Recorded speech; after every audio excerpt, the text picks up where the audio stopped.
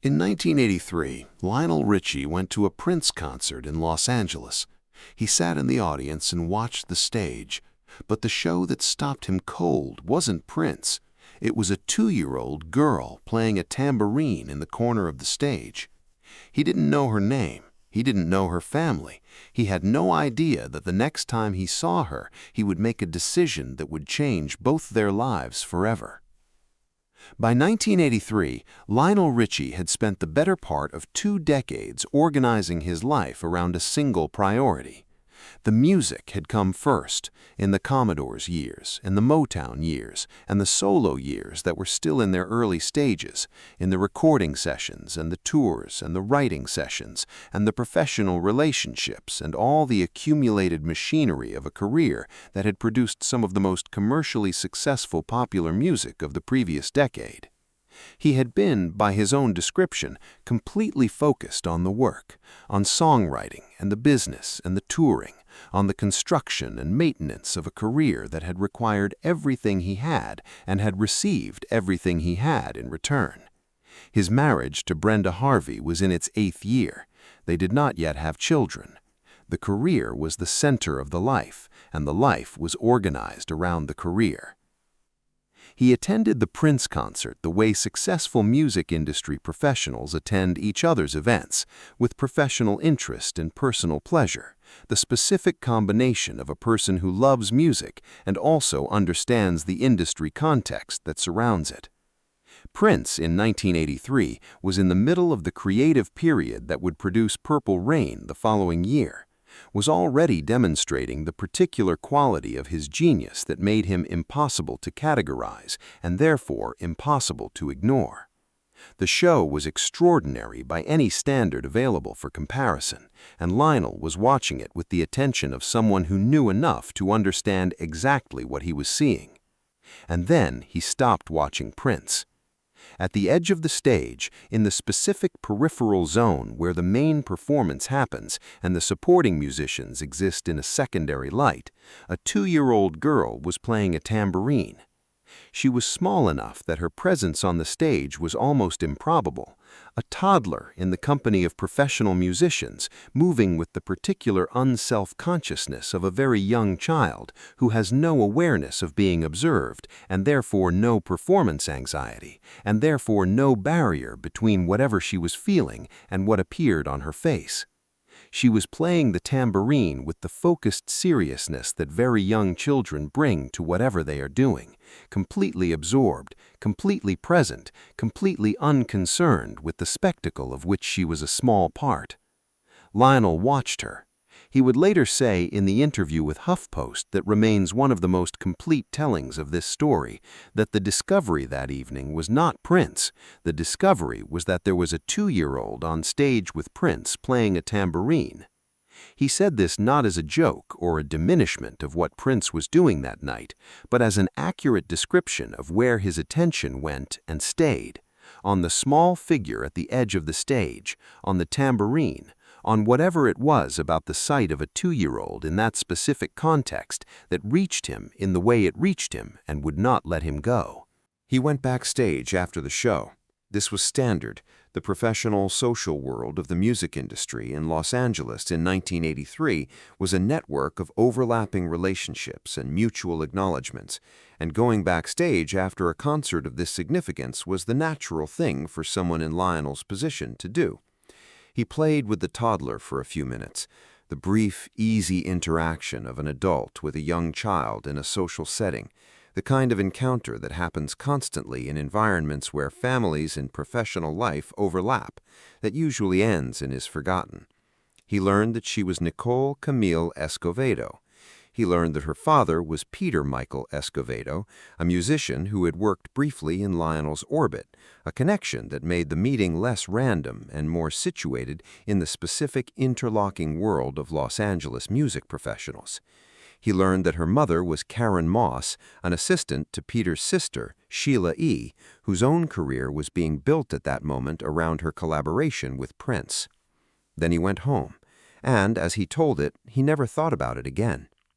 A few weeks later, he saw Nicole again. The specific circumstances of this second encounter varied in different tellings, the details of how it came about, which event or gathering or professional occasion produced it, but what was consistent in every account was what Lionel understood when he saw her again. The family situation was not stable. Peter and Karen were facing financial difficulties significant enough that the ordinary logistics of raising a child had become something they could not reliably provide. Nicole was, at 2 years old, already a child who had experienced the particular instability of a home in which the adults were managing more than they could manage, a child who had already learned something that very young children should not have to learn, which is that the people around her might not always be there.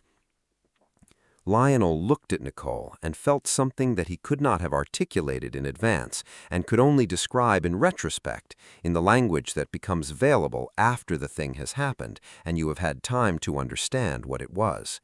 He felt drawn to her in the specific way that people are drawn to things they are supposed to be part of, not the sentimental pull of someone reacting to an attractive child, but something more deliberate and less explicable, the sense that this particular child and this particular man had something to do with each other that the current circumstances had not yet produced. He talked to Brenda. He talked to Peter and Karen. The conversation that followed was one of the most delicate that people who care about each other can have. The conversation about a child's future, about what she needed, about what different people in different circumstances could provide or could not provide. Peter and Karen loved their daughter.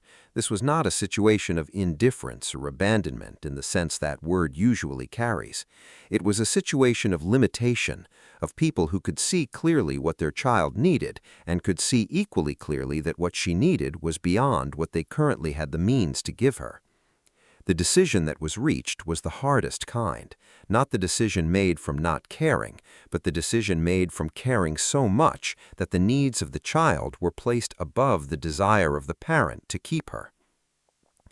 Nicole came to live with Lionel and Brenda when she was 3 years old.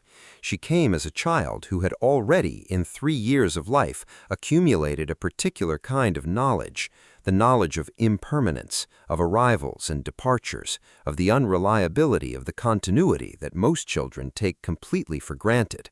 She had been, in Lionel's description, handed around to relatives. She had been in situations where the people she depended on came and went.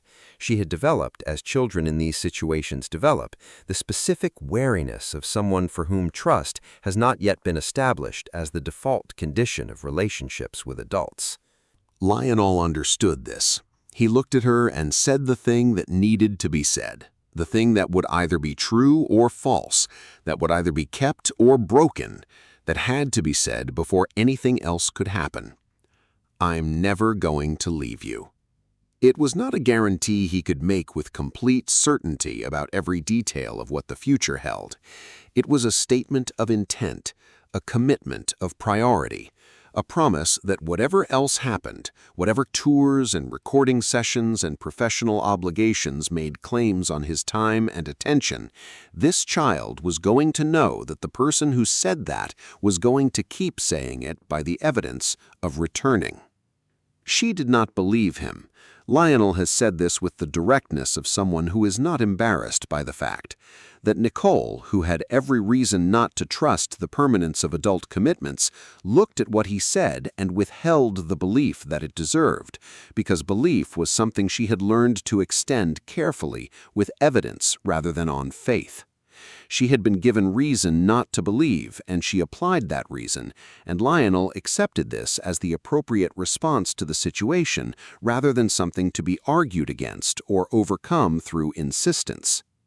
What he did instead was return. Every tour ended and he came back. Every recording session concluded and he came back. Every professional obligation that took him away from home resolved itself and he came back. The pattern accumulated, not through grand gestures or dramatic declarations, but through the ordinary, repeated, unremarkable fact of being present, of showing up when the showing up was possible, of demonstrating through action rather than language what the language had promised. Slowly, and the way that trust builds slowly in children who have learned to be cautious, Nicole began to believe him. The belief did not arrive all at once. It arrived in increments, in the specific way that evidence accumulates when the evidence is consistent, until the weight of it tipped the balance from skepticism toward trust. By the time the formal adoption was completed, when Nicole was 9 years old and Nicole Camille Escovedo became legally and officially Nicole Camille Richie, the question of whether Lionel was her father had long since been settled by the evidence. The legal change was a confirmation of something that had already happened in the way that matters most, in the daily fabric of a life shared, in the kitchen in the morning when he would come downstairs singing, in the memories Nicole would carry into adulthood of a man who had said he was never going to leave and had been there to prove it every time he came home. Sheila E., who had watched all of this from the position of a family member, Peter's sister, Nicole's aunt, someone who had known Nicole from birth and had watched her pass into a different life with a different name, described the adoption in terms that captured something the official accounts missed. She said that when Nicole Escovedo became Nicole Richie, it had felt like they had lost her, that they all had lost her. The adoption that had given Nicole stability and permanence and a future had required as its price the end of the name and the legal identity that connected her to the family she had been born into. Both things were true simultaneously. It was the best possible outcome for Nicole, and it was a loss for the people who had loved her from the beginning. Lionel wrote a song. He had always processed the significant events of his life through music, had turned a father's toast at a family dinner into 3 times a lady, had turned a melody he thought was too corny into hello, had turned the specific experience of love and loss and connection into the catalog of songs that had reached 100 million people. The song he wrote for Nicole was called Ballerina Girl. It was a love song from a father to a daughter, specific in the way that songs about real people are specific, carrying inside it the particular texture of a relationship that had not followed any conventional path, but had arrived through the specific combination of a Prince concert and a tambourine and a decision made in the weeks that followed at something real and permanent and mutual.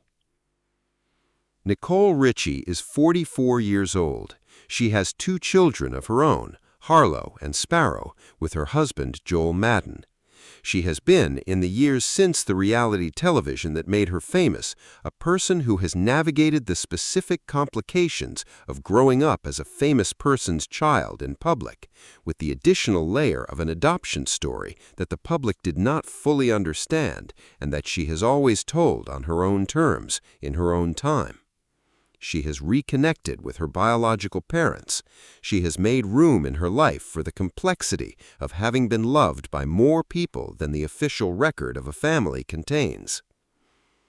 At the Kennedy Center in 2017, she stood on the stage and told the world that her father answers every phone call with "Showtime." She said he was the most grateful person she knew. She said he was the happiest. Lionel Richie sat in the honor box above the stage and cried in the way that people cry when the thing they have been given exceeds what they can hold without it showing, when the evidence that the promise kept was worth the keeping arrives from the person who received it in front of everyone in language that could not be anything other than true. It started with a tambourine. It started with a 2-year-old at the edge of a Prince concert stage, playing with the focused seriousness of someone who does not yet know that anyone is watching. It started with a man in the audience whose attention went to the wrong place and stayed there, who went home and thought he had forgotten about it and had not, who saw the girl again a few weeks later and understood something he had not known how to understand before. It started with a promise made to a child who did not believe it and kept over years and tours and returns and ordinary mornings until the day it became true.